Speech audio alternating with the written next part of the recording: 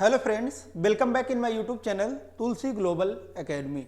आज के इस वीडियो लेक्चर में हम लोग एक नए इंपॉर्टेंट नोटिस के बारे में बात करने जा रहे हैं, जो कि आपका नोटिस रिलीज किया गया है यूपी पीसीएस के द्वारा।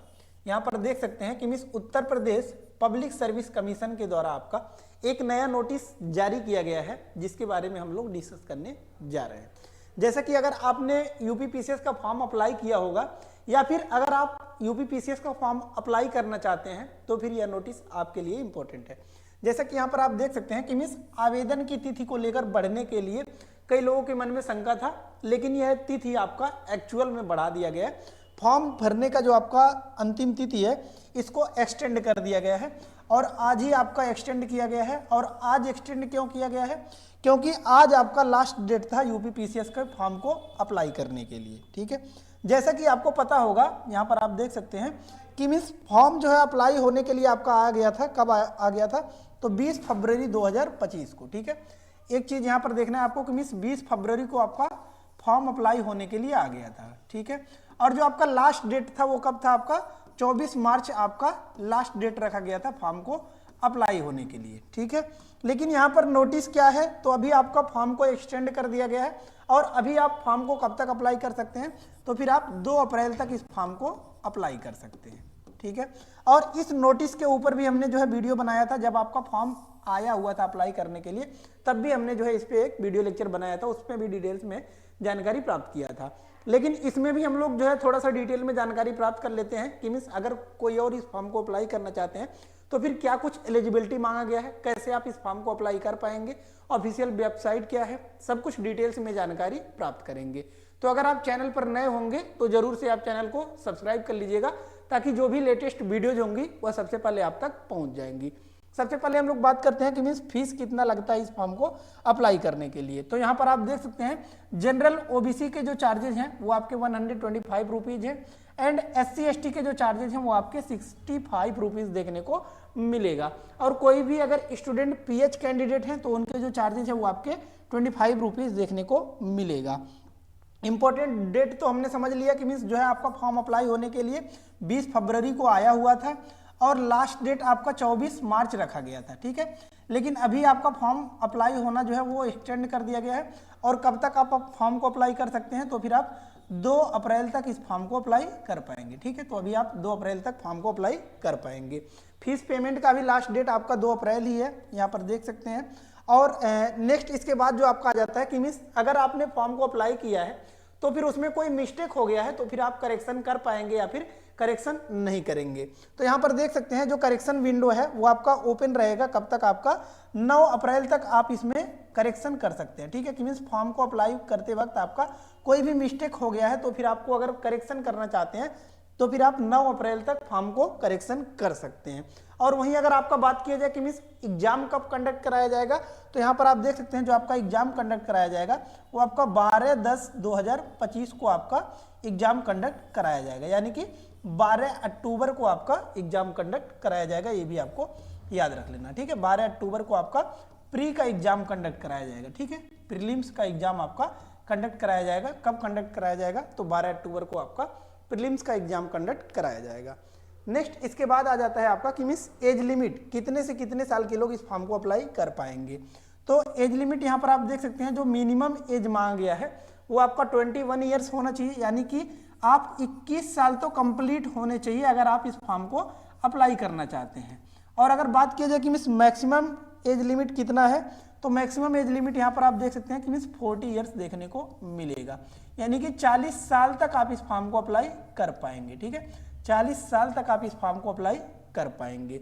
एज लिमिट आपको कब से निकालना है? तो यहाँ पर आप देख सकते हैं 1/7/2025, यानी कि आप 1 जुलाई तक इस फॉर्म को अप्लाई कर 1 जुलाई से आपको अपना डेट ऑफ बर्थ निकालना है। ठीक है, 1 जुलाई 2025 से आपको अपना डेट ऑफ बर्थ निकालना है। अगर आप 21 से लेकर 40 साल के बीच में है तो फिर आप इस फॉर्म को अप्लाई कर सकते हैं। ठीक है, इसके बारे में अगर बात किया जाए कि मिस कितने पोस्ट थे और थोड़ा सा डिटेल्स में अगर जानकारी प्राप्त करना है तो यहाँ पर आप देख सकते हैं कि मिस जो नंबर ऑफ पोस्ट आपका देखने को मिलेगा ये आपका 200 पोस्ट है। किसके लिए? आपका टोटल पोस्ट यहाँ पर देख सकते हैं 210 पोस्ट देखने को मिलेगा।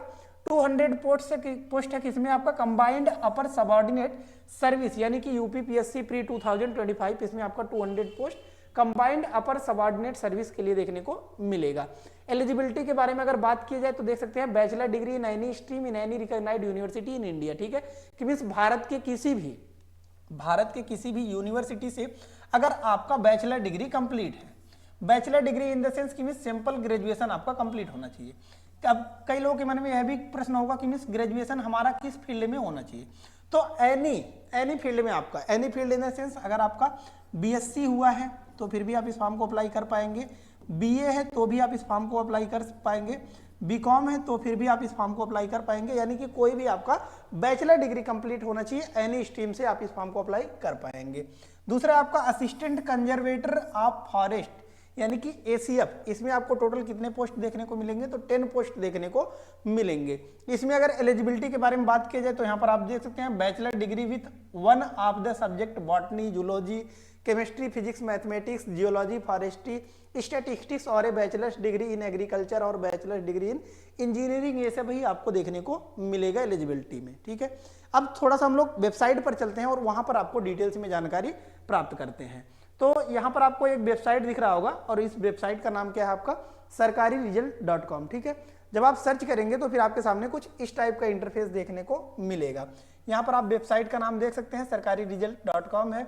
जब आप सर्च करेंगे तो फिर आपके सामने कुछ इस टाइप का इंटरफेस देखने को मिलेगा, ठीक है। अब यहाँ पर आपको क्या करना है, लेटेस्ट जॉब वाले सेक्शन में देखना है। लेटेस्ट जॉब वाले सेक्शन में आपको फर्स्ट नंबर पर ही दिख रहा होगा UPPSC pre 2025 online form extended, ठीक है।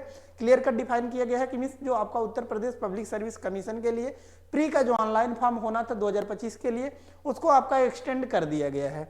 इसी पर सिंपली आपको क्लिक करना है। जब आप क्लिक करेंगे तो फिर यहाँ पर आपको एक नया इंटरफेस देखने को मिल जाएगा, ठीक है। यहीं से आप इस फॉर्म को भी अप्लाई कर सकते हैं। जैसा कि यहाँ पर आप देख सकते हैं पोस्ट डेट अपडेट 21 मार्च यहाँ पर आपका पोस्ट अपडेट कर दिया गया है, ठीक है। और नेक्स्ट यहाँ पर देख सकते हैं कि मीन्स आपका फॉर्म जो है वो अपडेट कर दिया गया है कि मीन्स 2 अप्रैल तक आप इस फॉर्म को अप्लाई कर पाएंगे। कितने आपके पैसे लग रहे हैं इस फॉर्म को अप्लाई करने के लिए, तो ये सभी हमने समझ लिया। जनरल ओबीसी के लिए 125 rupees, SC ST 65 rupees and PH candidate के लिए 25 ईयर्स, 21 से 40 साल के लोग इस फॉर्म को अप्लाई कर पाएंगे। ये सभी एलिजिबिलिटी हमने समझ लिया, ठीक है। लेकिन अलग अलग पोस्ट की अलग अलग एलिजिबिलिटी आपको देखने को मिलेगी, ठीक है। तो इस पर भी थोड़ा सा हम लोग चर्चा कर लेते हैं कि मीन्स कौन कौन से अलग अलग पोस्ट पे कौन कौन सी एलिजिबिलिटी आपका मांगा गया है। जैसा कि यहाँ पर आपको फर्स्ट पोस्ट देखने को मिल रहा होगा डिस्ट्रिक्ट एडमिनिस्ट्रेटिव ऑफिसर, ठीक है। डिस्ट्रिक्ट एडमिनिस्ट्रेटिव ऑफिसर में आपको कह रहा है कि master degree in any subject from any recognised university in India, ठीक है। कि मीन्स अगर आप डिस्ट्रिक्ट एडमिनिस्ट्रेटिव ऑफिसर के लिए फॉर्म को अप्लाई करना चाहते हैं तो फिर आपकी जो एलिजिबिलिटी मांगी गई है वो मास्टर डिग्री होना चाहिए किसी भी सब्जेक्ट से आपका, किसी भी यूनिवर्सिटी से आपका भारत के होने चाहिए। दूसरा आपका लेबर इन्फोर्समेंट ऑफिसर, इसमें आपका जो एलिजिबिलिटी मांगा गया है ये आपका कि बैचलर डिग्री विथ इकोनॉमिक्स होना चाहिए या फिर सोशोलॉजी और commerce and post graduate diploma आपका होना चाहिए, या फिर कह रहा है कि post graduate degree in law, labour relation, labour welfare, labour law, commerce, sociology, social work, social welfare, trade management, personal management, ये सभी एलिजिबिलिटी आपको देखने को मिलेगी। नेक्स्ट जो आपका थर्ड पोस्ट है इसमें आपको देखने को मिल रहा होगा food safety officer. Food safety officer में देखेंगे तो एलिजिबिलिटी आपको देखने को मिल रहा होगा कि बैचलर डिग्री इन फूड टेक्नोलॉजी और डेयरी टेक्नोलॉजी और बायोटेक्नोलॉजी और ऑयल टेक्नोलॉजी और एग्रीकल्चरल साइंस और वेटरनरी साइंसेज और बायोकेमिस्ट्री, माइक्रोबायोलॉजी और post graduate degree in chemistry और डिग्री इन मेडिसिन आपका देखने को मिलेगा। नेक्स्ट जो आपका चौथे नंबर पर पोस्ट देखने को मिल रहा होगा ये है आपका असिस्टेंट डायरेक्टर। असिस्टेंट डायरेक्टर यहाँ पर आप देख सकते हैं डिस्ट्रिक्ट ऑडिट ऑफिसर के लिए senior lecturer local fund audit department Uttar Pradesh देखने को मिलेगा। इसमें आपको कह रहा है कि बैचलर डिग्री इन कॉमर्स होना चाहिए यानी कि बीकॉम होना चाहिए और वर्किंग नॉलेज होना चाहिए Hindi written in Devanagari script का आपका होना चाहिए। नेक्स्ट है आपका सब रजिस्ट्रार्ड के लिए, सब रजिस्ट्रार्ड में आपका बैचलर डिग्री इन लॉ मांगा गया है, भारत की किसी भी यूनिवर्सिटी से होना चाहिए, working knowledge of Hindi written in Devanagari script ये भी आपका होना चाहिए। नेक्स्ट है आपका 6 नंबर पर पोस्ट देखने को मिलेगा district health education and information officer, ठीक है। इसमें जो आपका एलिजिबिलिटी मांगा गया है ये है आपका बैचलर डिग्री इन सोशोलॉजी या फिर कह रहा है सोशल साइंस होना चाहिए, PG diploma in health education होना चाहिए। नेक्स्ट है आपका 7th नंबर पर जो पोस्ट देखने को मिलेगा ये है आपका assistant commissioner and assistant registered cooperative के लिए आपका। इसमें जो एलिजिबिलिटी मांगा गया है ये आपका बैचलर डिग्री इन आर्ट्स होना चाहिए या फिर साइंस होना चाहिए, कॉमर्स या एग्रीकल्चर कोई भी आपका चल जाएगा, ठीक है। Working knowledge of Hindi and Hindi written in Devanagari script, इसमें भी आपको देखने को मिलेगा। ठीक है, नेक्स्ट है आपका, नेक्स्ट जो आपको पोस्ट देखने को मिलेगा ये आपका 8 नंबर पर पूछ रहा है कि डिस्ट्रिक्ट ऑडिट ऑफिसर के लिए आया हुआ है या फिर असिस्टेंट डायरेक्टर के लिए आया हुआ है आपका cooperative societies and panchayat audit के लिए। इसमें जो एलिजिबिलिटी मांगा गया है ये आपका बैचलर डिग्री इन कॉमर्स होना चाहिए, BCom from any recognised university in India होना चाहिए, working knowledge of Hindi written in Devanagari script आपका होना चाहिए। नेक्स्ट है आपका post number 9 assistant labour commissioner के लिए है। इसमें आपका एलिजिबिलिटी मांगा गया है कि मास्टर डिग्री इन इकोनॉमिक्स होना चाहिए, sociology commerce, law labour relations, labour welfare, labour laws, sociology commerce, social work, welfare, business management, personal management, ये सभी आपका देखने को मिलेगा। नेक्स्ट जो आपका पोस्ट है ये आपका असिस्टेंट कमिश्नर इंडस्ट्रीज के लिए इन्फोर्समेंट में आया हुआ है। इसमें एलिजिबिलिटी आपका मांगा गया है कि मास्टर डिग्री इन आर्ट्स होना चाहिए, साइंस या फिर कह रहा है कॉमर्स या फिर टेक्नोलॉजी, और बैचलर डिग्री इन टेक्सटाइल आपका देखने को मिलेगा। वर्किंग नॉलेज इसमें भी आपका हिंदी रिटेन देवनागरी स्क्रिप्ट आपका होना चाहिए। नेक्स्ट है आपका असिस्टेंट रिसर्च ऑफिसर के लिए। इसमें आप देखेंगे तो आपको जो एलिजिबिलिटी मांगा गया है ये है मास्टर डिग्री इन केमिस्ट्री या फिर फिजिकल केमिस्ट्री होना चाहिए, organic chemistry, analytical chemistry from any recognised university in India, इसमें भी देखने को मिलेगा। नेक्स्ट है आपका 12वें नंबर पर जो पोस्ट देखने को मिलेगा ये है असिस्टेंट प्रोजिक्यूशन ऑफिसर के लिए ट्रांसपोर्ट में, बैचलर डिग्री इन लॉ इसमें भी देखने को मिलेगा, LLB 3 ईयर या फिर 5 ईयर आपका होना चाहिए from any recognised university in India, इसमें भी आपका नॉलेज मांगा गया है, Hindi written in Devanagari script होना चाहिए।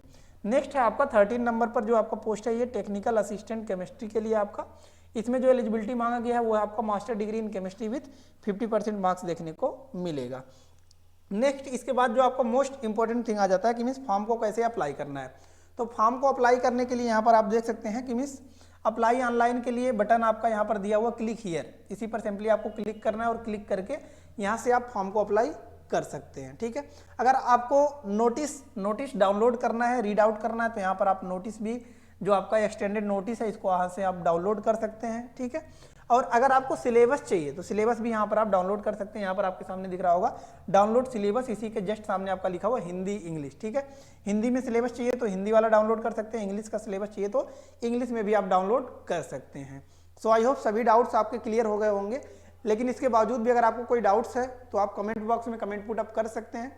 लेटेस्ट जानकारी के लिए जरूर से चैनल को सब्सक्राइब कर लीजिएगा ताकि जो भी लेटेस्ट वीडियोज होंगी वह सबसे पहले आप तक पहुंच जाएंगी। कोई भी PDF वगैरह चाहिए तो आप हमारे टेलीग्राम चैनल से जाकर जुड़ सकते हैं, जिसका लिंक हमने डिस्क्रिप्शन बॉक्स में दे दिया है। सो धन्यवाद, मिलते हैं नेक्स्ट वीडियो में नेक्स्ट लेक्चर के साथ, तब तक के लिए धन्यवाद, जय हिंद।